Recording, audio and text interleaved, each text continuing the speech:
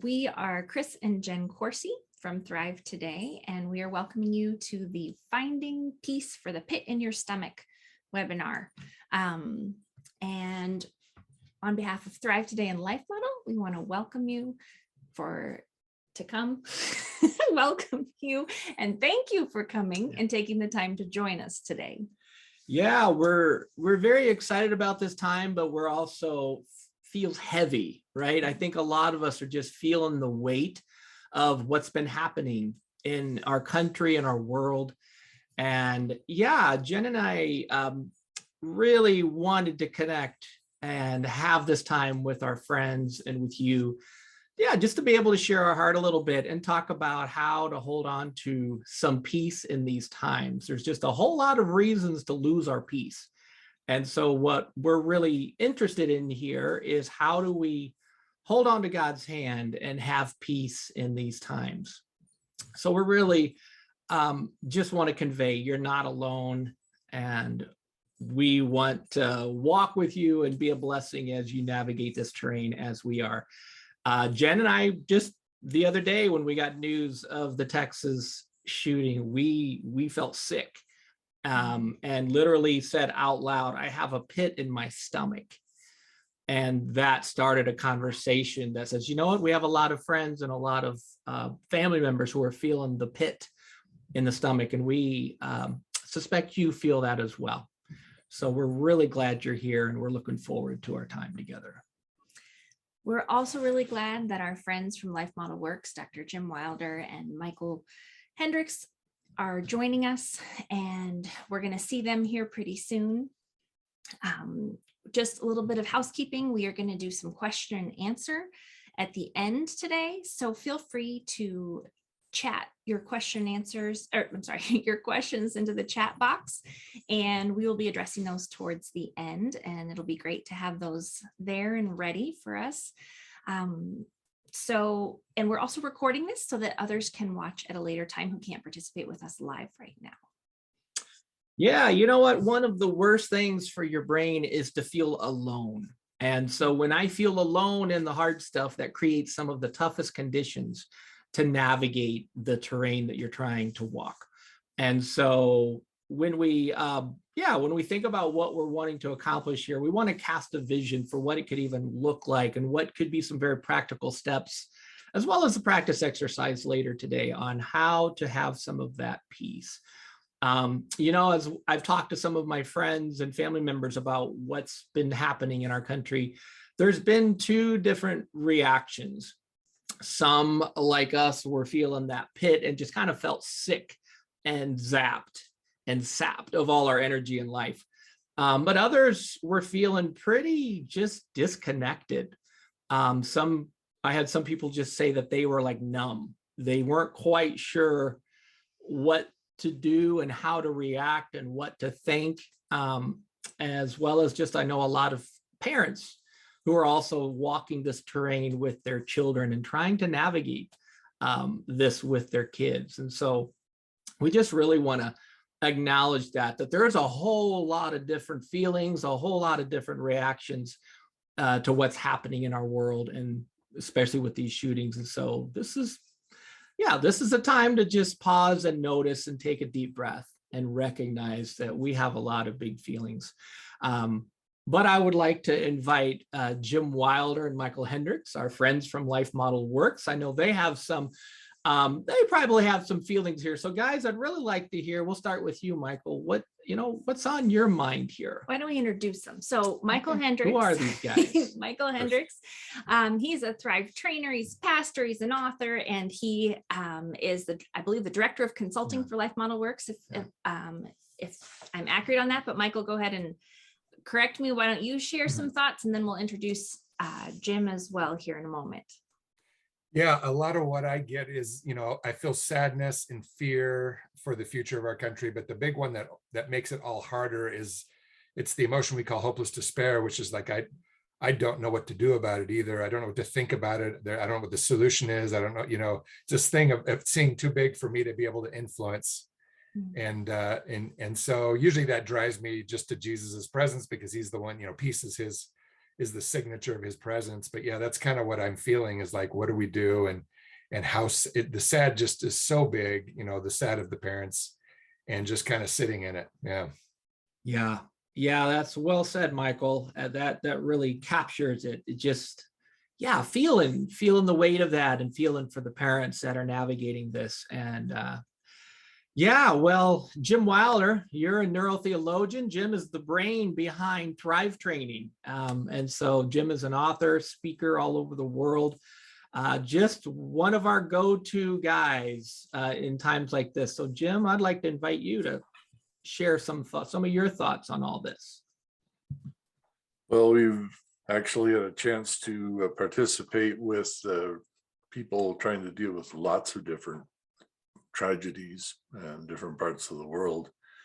And one of the things that we developed early on was this, talking about this concept of peace, which is different than being numb, and it's different than everything feeling fine. Actually, peace can be quite painful.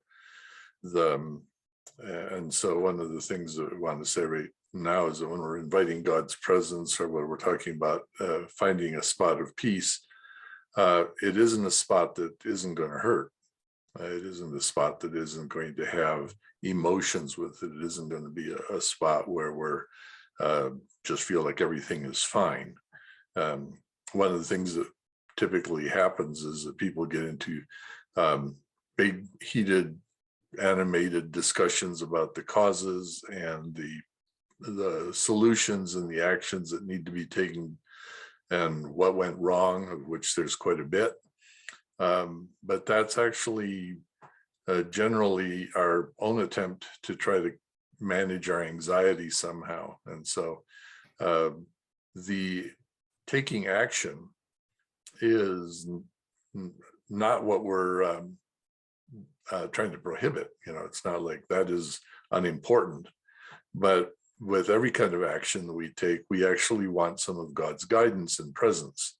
Whenever we engage with other people, we want some of God's guidance and presence. We want what Paul called the words that come from God, because really our own ones are going to be rather inadequate from this, and probably our plans will as well. So what we're trying to do first here is to get to that point where peace, which we actually are using the word shalom, it's like, well, that really makes sense. And it's that settled sense that this really makes sense. That must be how God sees it. That's how, that's what we're here for.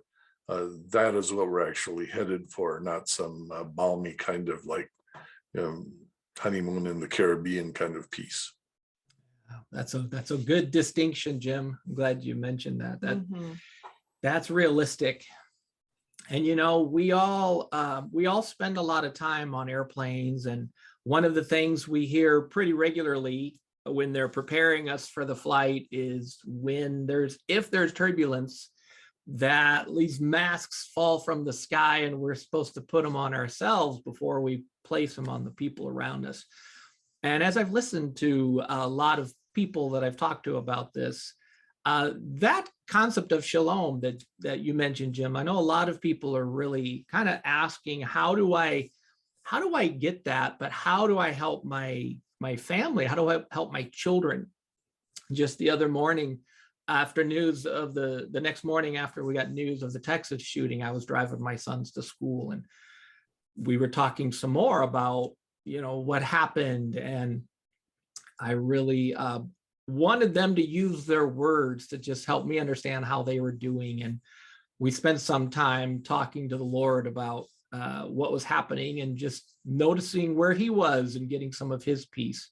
But Michael, people are really wondering, what can I do to get some peace in this turbulence? Like what would that even look like to access that shalom that Jim was talking about? Yeah, one of the big things is just that we don't just try to, in a sense, in our minds, try to solve it on our own and just trying to figure it out by ourselves. If we can connect with God and Jesus and feel his peace and hear some of his wisdom and greater perspective, sometimes that's, for me, I can't do that if the emotions are really big. And in that case, oftentimes I need another person. I need to have my wife or a good friend and just kind of lay out what I'm feeling and my frustrations and how I don't know, just the bigness of the sadness and what's going on. And just that connection with another person, it's almost like we're carrying the load together. It doesn't take the load away. It doesn't take the sadness away either, but at least we're both putting a shoulder into it and helping each other carry it. That's a good picture, Michael. I like that, putting the shoulder into it and helping us carry it. Yeah, it's a good way to look at this. Jim, what are some of the thoughts that come to your mind as you think about this?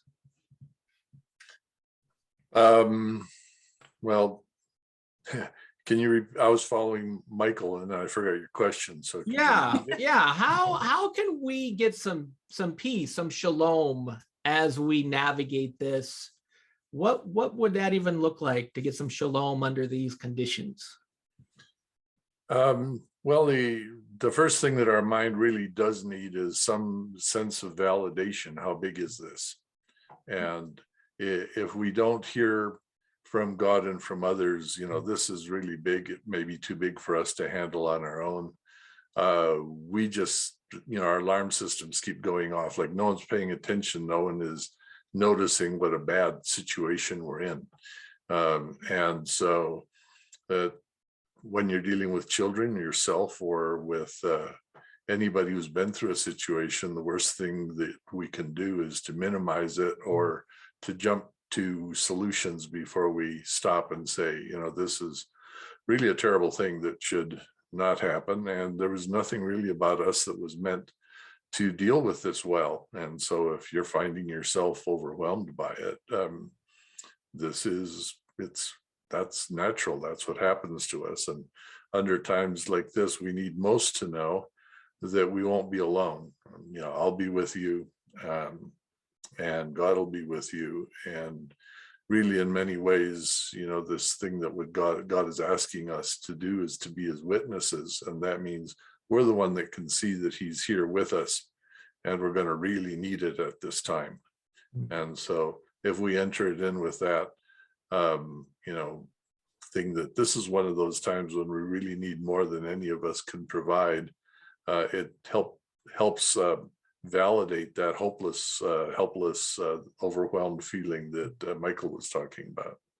Yeah, that's good. And we really feel connected when people can validate what we're feeling. That just, I suddenly feel less alone in the midst of this. And that really helps us to carry some of that weight. Thank you, guys.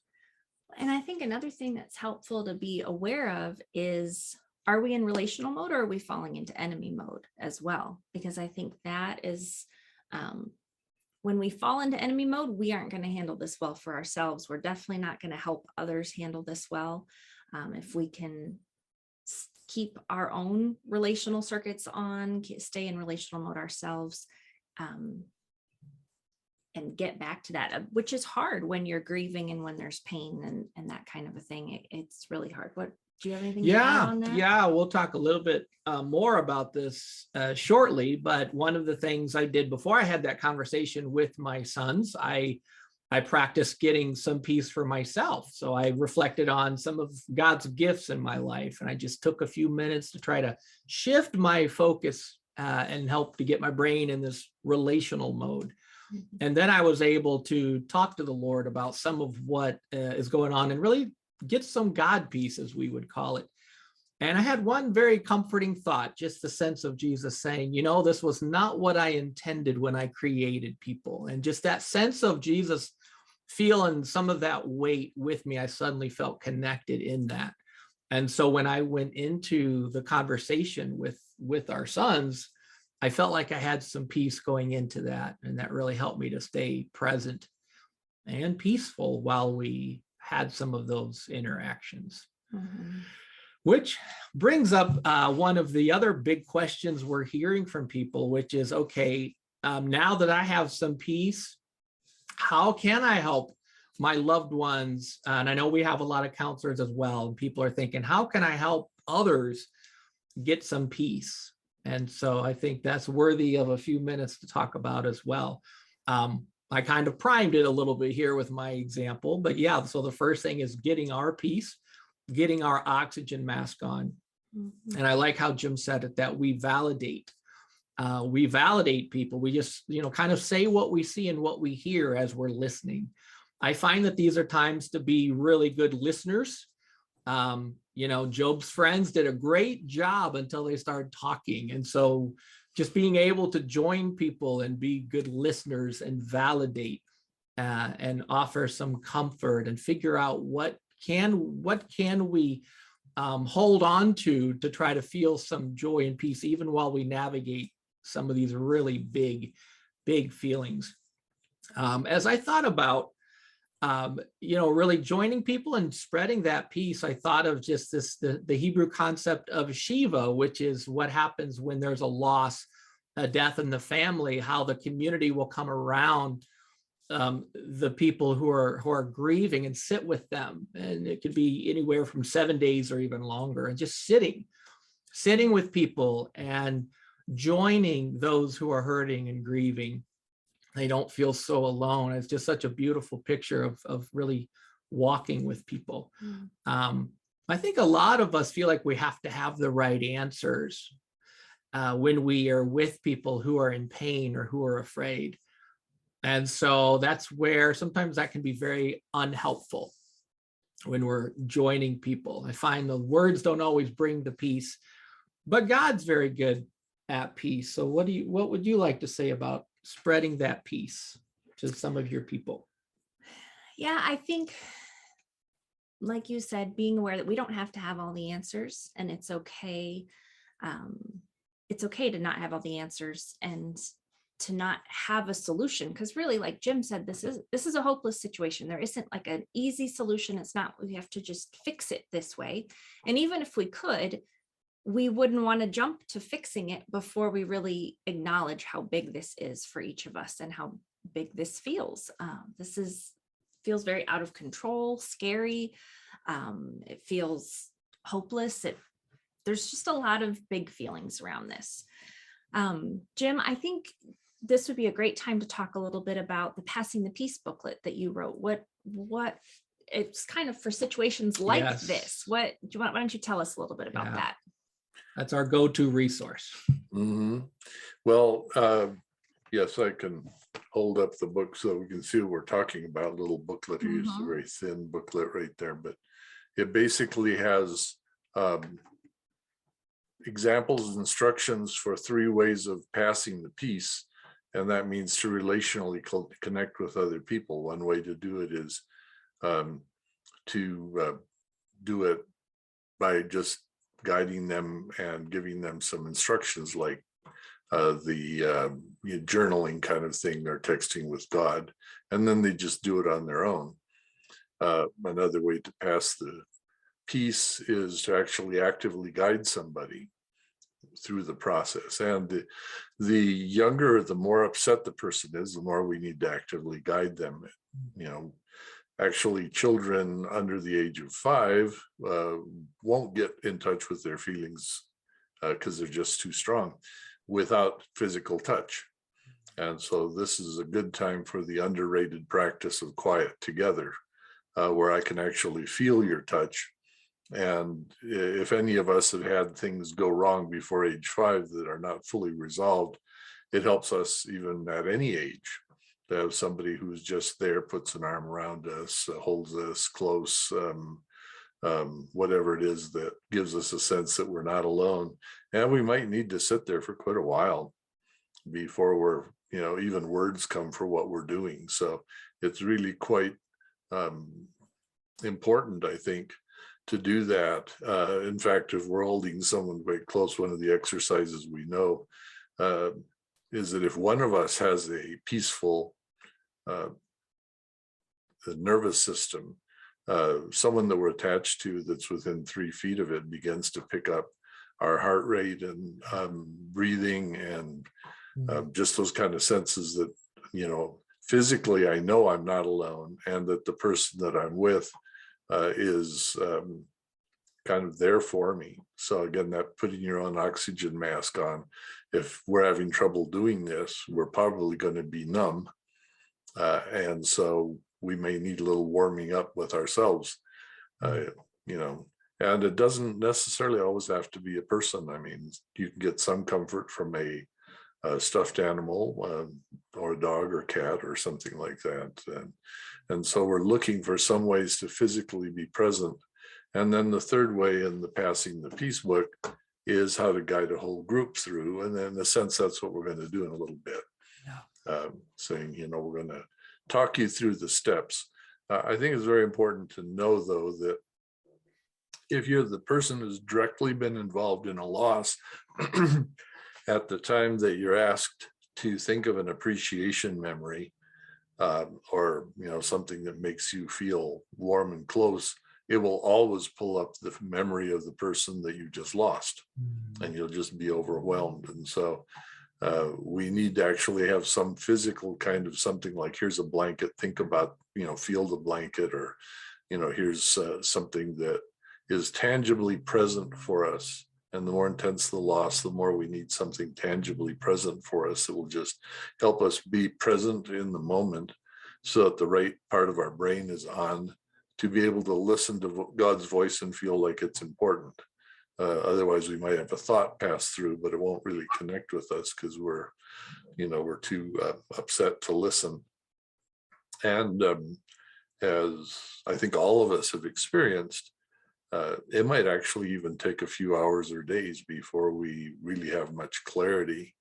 But it's also quite amazing how very quickly children will hear something that will bring them peace. And then they have this process where they might be peaceful for a moment, they might cry, they might go out and play, and then they'll come back and be upset again. And we may have to go through this cycle multiple times with them or with ourselves. And so this idea that there's a miracle one-time stop that takes care of all the problems or all the elements of a disaster just isn't the case. I'd make one other little side comment, and that is, I really wish that all the Christian communities around the country and the world would practice this ahead of time. It's sort of like if you want to do CPR when somebody's had a heart attack and you've never practiced it before, it probably isn't going to go well. And frankly, these kind of things are happening way too often in way too many places. And we ought to be practicing on the day-to-day things that go wrong in our life, and getting Jesus' presence during those times is going to be crucial for being able to do it when we really have these huge events come along.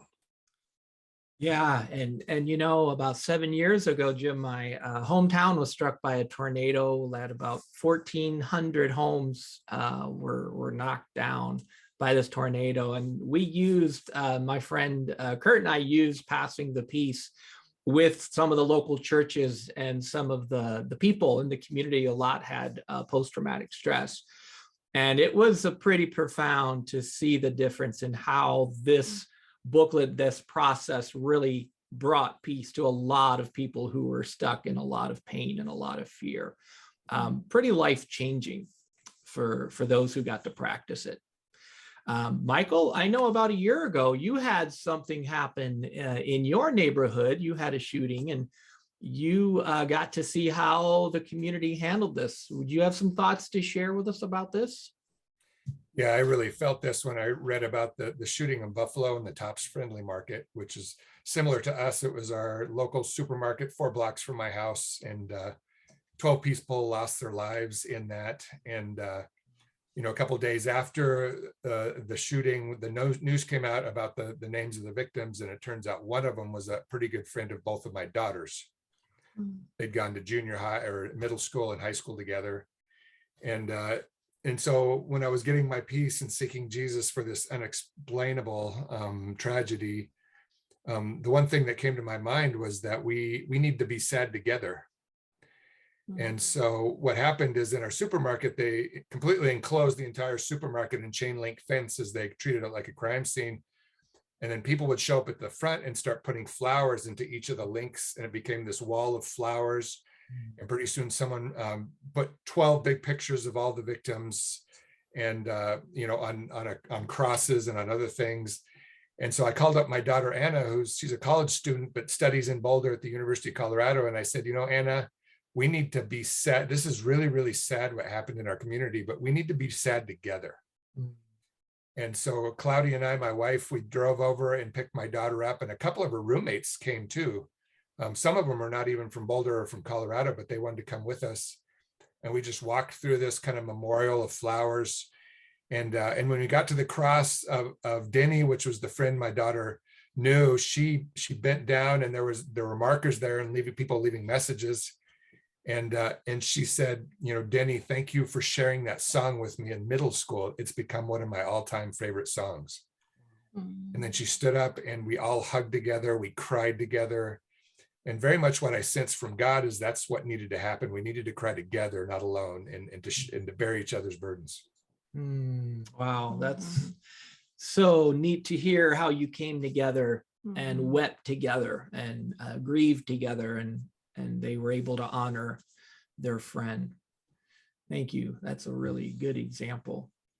Well, Michael, you brought this up, which is what we wanted to share as well. We know about this Buffalo shooting. We now know, unfortunately, this was a white male had a racist agenda to shoot African Americans in killing 10 in this grocery store. There's an awful, tragic situation. And so there's this racial element to some of these shootings. And Jim, I'm wondering if you could speak to some of this. This seems like this added razor element in this dynamic for people. How does that play out? What can we do with this added element into the mix here? Well, the complicated situation with racist kinds of killing is that it's a little bit like other forms of persecution. It's not over. And so when you have a single person shooter that, you know, doesn't have a cause behind them, it's like a unbelievable, senseless tragedy, but you don't have a sense that it's going to continue. And you know, we're not looking for another member of some group like the 9/11, you know, like we put in all these precautions to keep them from flying planes and stuff like that. But in racism, there's this general distrust, you know, merited, you might say, in many cases, where, you know, if you have a group that's out to get you, let's say the Ukrainian situation, you know, would they welcome the Russians to come in and comfort them? And the answer is, well, why don't you stop shooting at us first, right? There's this distrust. There's this, like, as long as you're going to be hurting us, we're not going to take much comfort from you. On the other hand, if you had a very repentant Russian come in, it might eventually, if you were there long enough and you waited long enough, you might be of particularly important kind of comfort.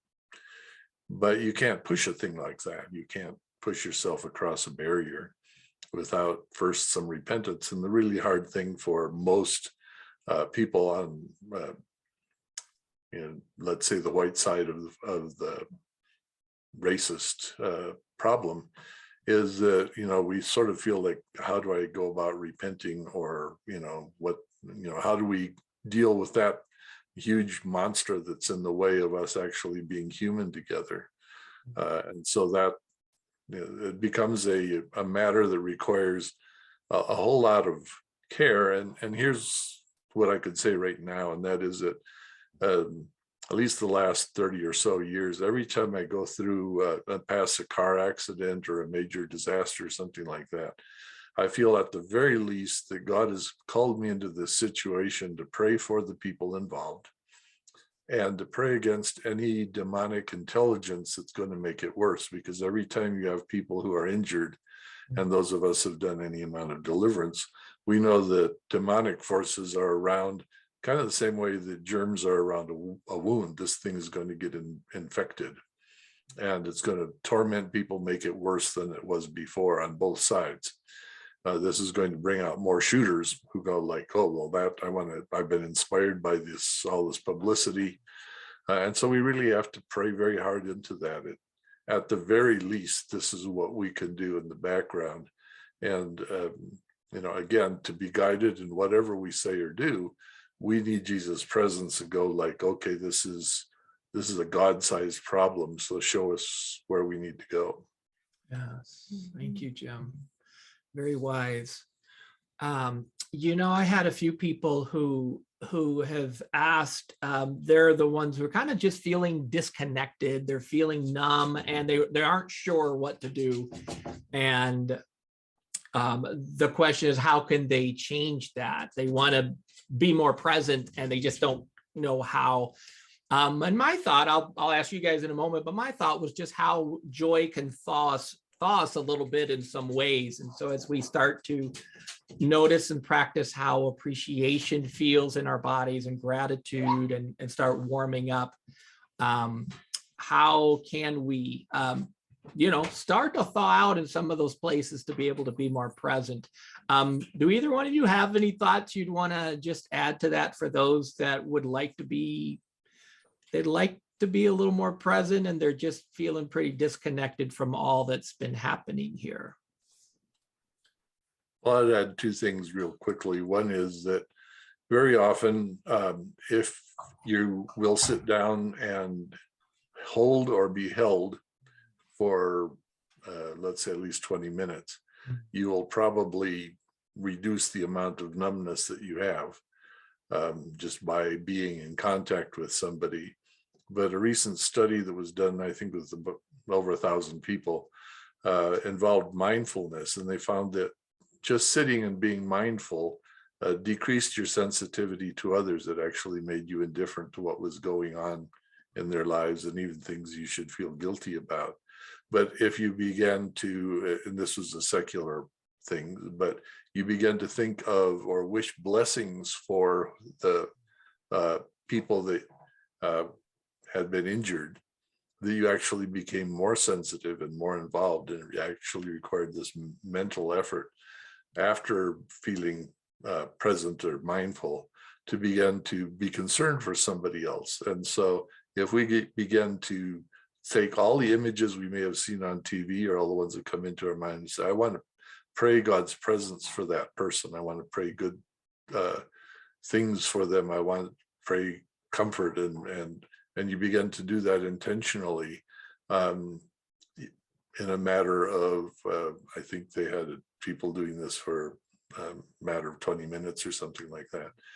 There's a shift that also goes on inside. So in this case, we're suggesting that we're asking ourselves to think with God what he wants prayed for these people, and then join in what God wants for them from our own hearts.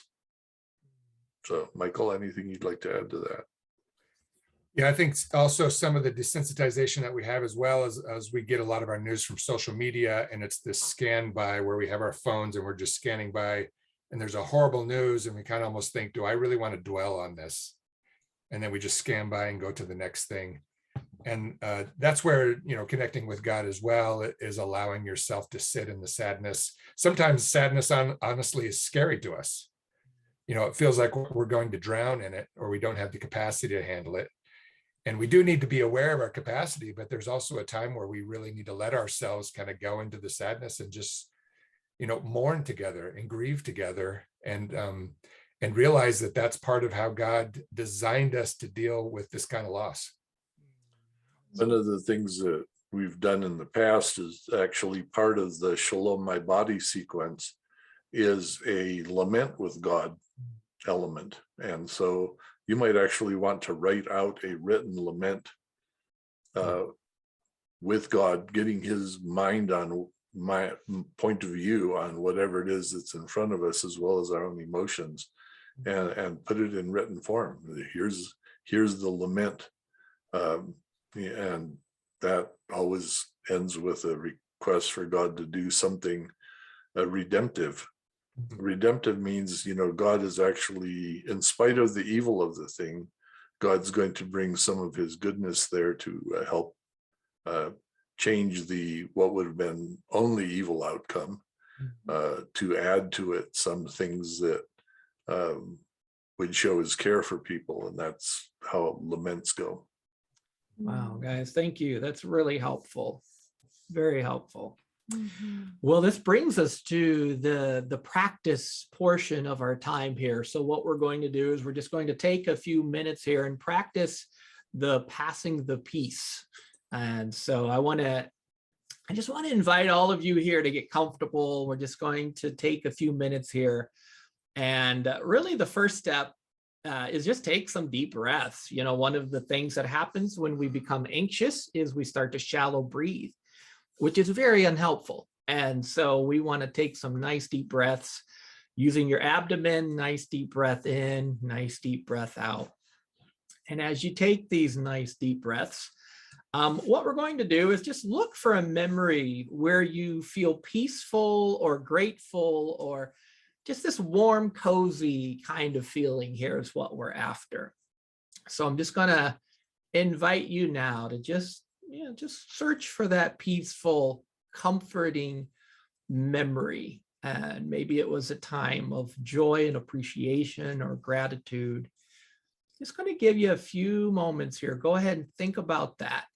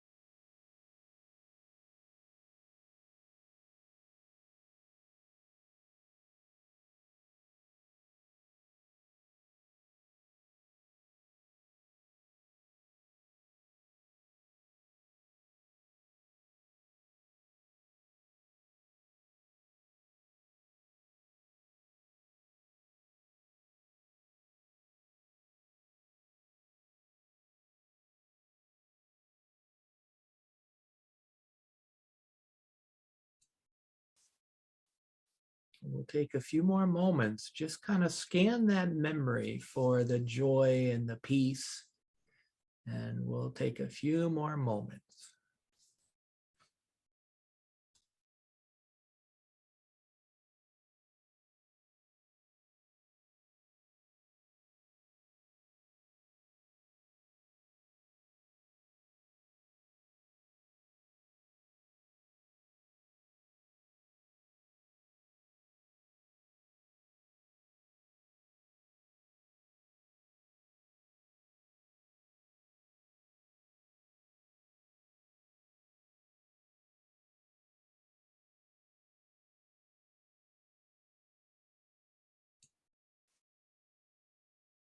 And as you enjoy that moment, just notice how it feels in your body. Continue with the nice deep breaths. And how does this joy feel in my body? And now what we do is we're going to listen for God's thoughts, and we're going to interact until we have some peace.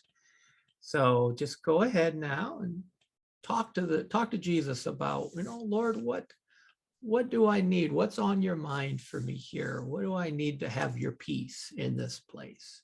So I'm just going to give you a few moments to sit and interact with God and his thoughts. And at any time, if you just get lost, go back to your appreciation moment. All right, we'll take a few moments for that.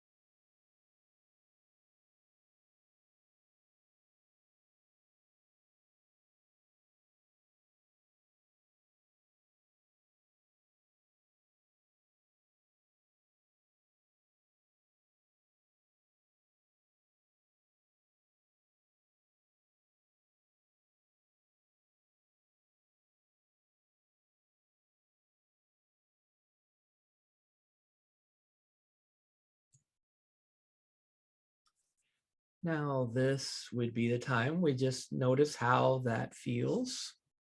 How does peace feel in my body and my mind? And so the third step would be sharing our stories of finding peace. And so, for example, as I practice this step, I just had a sense of Jesus being here with me, kind of sharing this heavy sadness that I feel. And once I had a sense of Jesus being here and interacting with him on this, I felt connected. I felt like I wasn't alone. And that felt really warm and comforting and peaceful. And I can even breathe easier. What about you? Did you have any thoughts? Yeah, I felt sad and held at the same time. Just like I could just experience the full depth of sadness because I was being held. It was just by Jesus, but it was just a really safe place to have big feelings. So as you see, this doesn't have to be super elaborate, super fancy. We're just noticing on what was it like to find some peace. And so your homework will be to share your peace story. And so whether it's sharing with someone in your home or calling a friend or doing a video call, but sharing your story of peace. And we want to do that and try to be descriptive. What did that feel like for you? What was that like in your body? So as you see, this isn't a super complicated. We just would take some time going through those steps. So yeah, it feels really, really refreshing. And any other thoughts on that before we move on? No, I feel much more peaceful. Okay. Mm-hmm. All right. Very good. We're going to look at some possible next steps before we get to the question and answer time. So I am going to share my screen so you can see some of these resources that many people are asking. What can I do to learn more and practice more? And Jim mentioned the Passing the Peace, and we have it available here at Life Model Works website. I believe Shannon also put it in your chat window with the direct link, so you can find that. And Life Model also has a peace app. And Michael or Jim, do you want to just jump on and just share a little bit what's the difference between the app and the booklet, or what they might find with that? Yeah, good question. Well, the booklet gives you more explanation and gives you 3 forms of the exercise. But the Passing the Peace app is really designed for you to go there at the URL you see there, and it'll actually kind of step you through the 3 steps of the Peace app online. So it's a good thing to do if you have a friend with you. Maybe you don't have the book, or maybe you're not sure of the steps, and you can just go to that and go to the first step. And when you're ready with the first step, you click it, it'll take you to the next. So it's just kind of a guided tour of finding and helping pass your peace.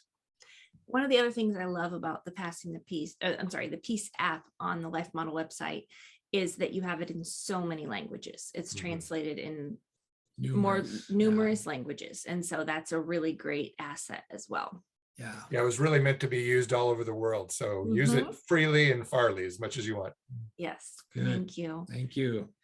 Another resource to point to is on the Thrive Today website, the thrivetoday.org/foundational5. A couple of the things we've talked about, like quieting together, and also just finding Jesus's perspective on things. There are some more resources.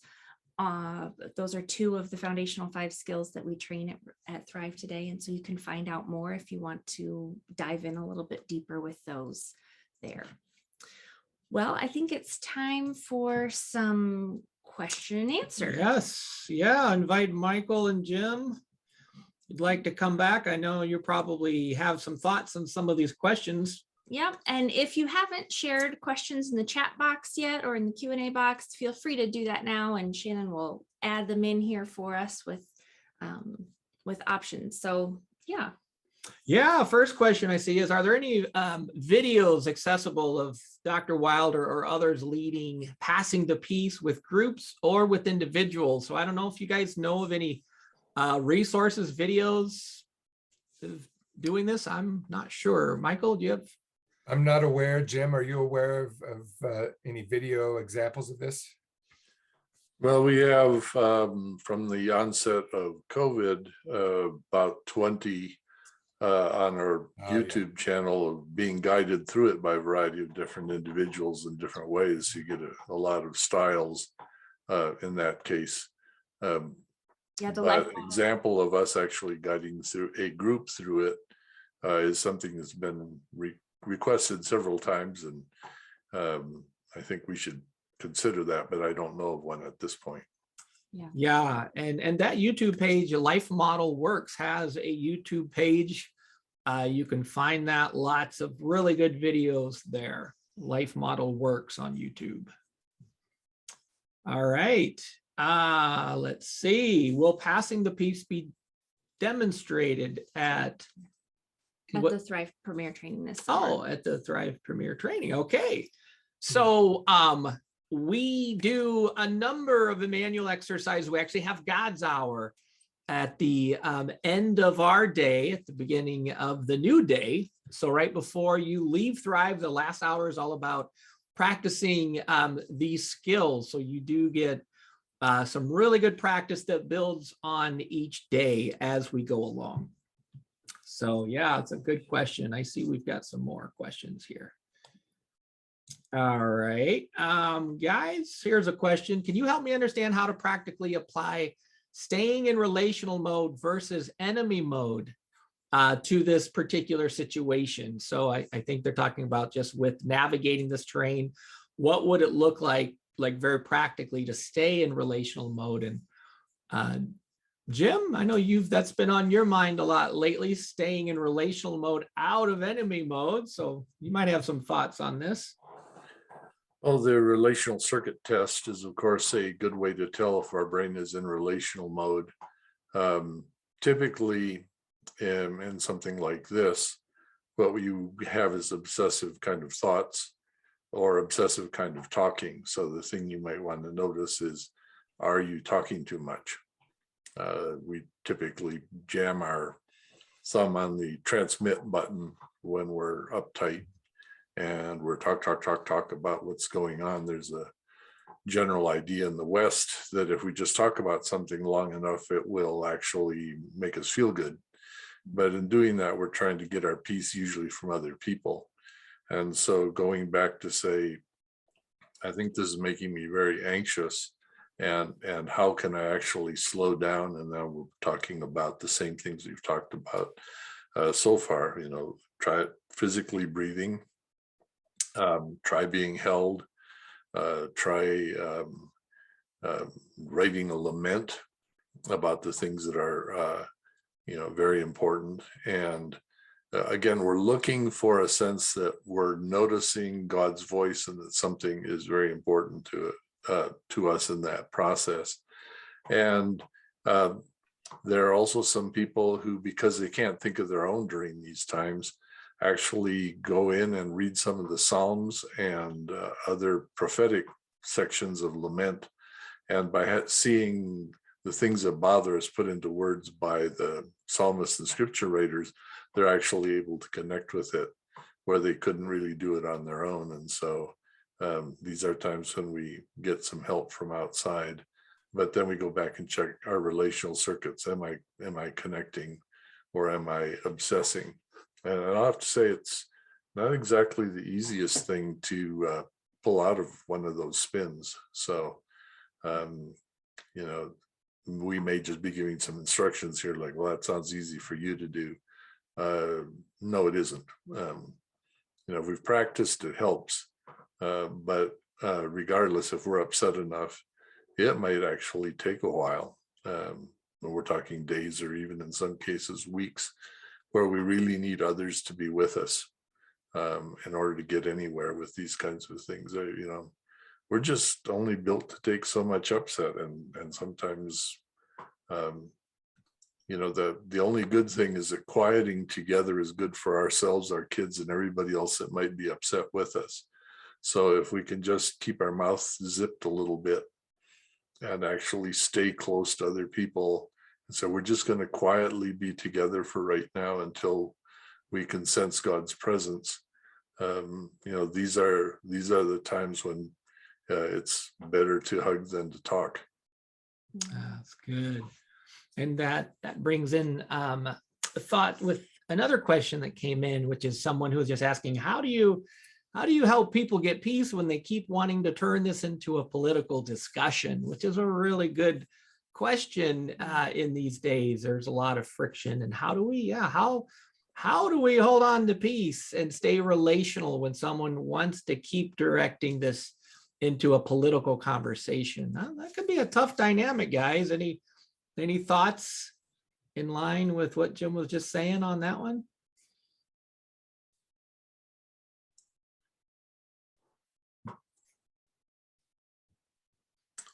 Well, you see the basic incompatibility between a political discussion and listening to God. Yeah. Typically, we're trying to keep from being helpless and feeling that kind of overwhelmed by, well, we're going to do something about this, as though we were mighty enough to do it. And the people who are doing it are pretty freaked out. And so what little comfort they have is going to come from, like, we have to militantly do something about this. Now, on the one hand, doing something about it is not a bad thing, but doing something about it while we have God's guidance is a better thing. And so if we can affirm to other people that action really needs to be taken, and so we totally agree, it's just we don't like taking action without having a good idea what God's doing in the middle of the mix. And so when you're ready, let's add to your call to action God's guidance to what needs to be effective action. And so I think that's a sense of validating the importance of doing something. But, we remember ourselves, and it may not be possible to tell everybody, but most of the time and maybe all the time in the Bible, when somebody went to take action without asking God first, it didn't end well. And so we basically, the more important it is, the more important we want to have God involved with it. That attitude helps keep us centered and peaceful. Yeah, it's very wise. That's very wise. Yeah, and I find if I stay in relational mode myself in those conversations, I will handle it with creativity and understanding much better than if I lose my ability to stay relational and just kind of slip into enemy mode. Quite a contrast. So I'd encourage, our listeners to remember that we want to stay relational as we navigate that terrain. We'll get a lot of practice. And it's hard because often people who want to have political discussions, especially who don't have peace and are pushing for a political discussion, are probably in enemy mode themselves in that moment and aren't in relational mode, which can send us into enemy mode and into defense mode as opposed to staying relational. So it's just a key time to pay attention to whether I'm staying relational, whether they are or not. Michael, any thoughts for you before we?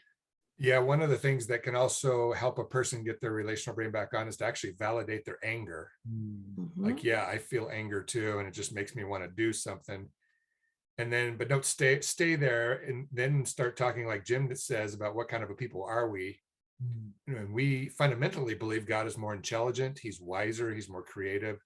And so any kind of solution we might want to have, we want to consult him first, slow down and consult him first. Is there ever a problem that's so important that we don't have time to consult God? And if we're using those kinds of words in our vocabulary, that's a sign that we've lost we're not acting like ourselves. That's good. Very good.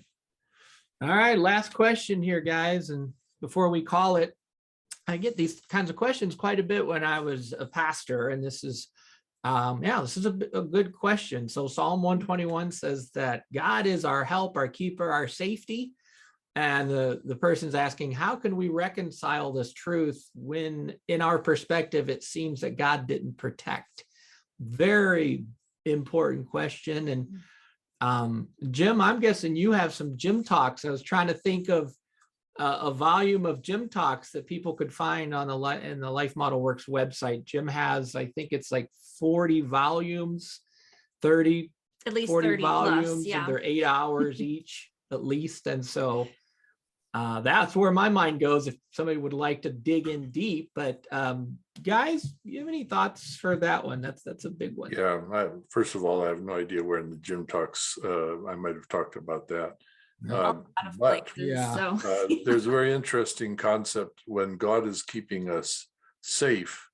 He is not keeping us from being harmed. He's keeping us from being altered from who we were created to be. So we would very much like God's keeping us safe to mean, we're going to not be hurt or we're not going to die. But actually, Jesus on the cross, if you look at God's keeping him safe, he continued to be Jesus all the time on the cross. He didn't fail. When Stephen was being stoned, he continued to be Stephen all the time. He didn't fail. So if we are close to God, what he will mean is that our who we were intended to be and how we are created to be, which is not, it's really, in this case, the word is not funny, but we're not bulletproof. But if our life is to have the meaning it was meant to have, this is what God is protecting us about for us. When we in the West hear the word keeps us safe, we think, oh, he's going to keep us safe from anything painful.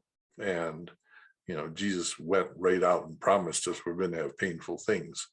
But during that time, he's never going to leave us alone. And if we stay close to him, we will be the people we were meant to be. So we talk about that in our model as suffering well. And, it's an unpopular topic. And it's likely to be very upsetting. And most of the people who are going to have trouble getting away from the political action question fundamentally believe, well, God isn't going to do anything anyway. And this is not a problem you're going to resolve with anybody in a hurry. That means there's a lot of pain on board. And we immediately feel, if this kind of painful thing is going to happen to me, God must not care. That's a standard child reaction. If you let me get hurt, you don't care about me. And this is going to come up over and over and over again. And under these conditions, we shouldn't anticipate that people can just resolve all those things on the spot. We have to continue to be who we are while they're upset with us and God, and say, yeah, well, if you're that upset with God, let's go tell him. Good. Mm-hmm. Yeah, thank you. Mm-hmm. Well, I think that's a great way to end our time here, guys. I just want to thank you both for your wisdom and just for being here. Really, really value all that you've shared. You've given us a lot of good stuff. So thank you for being here with us. Yes.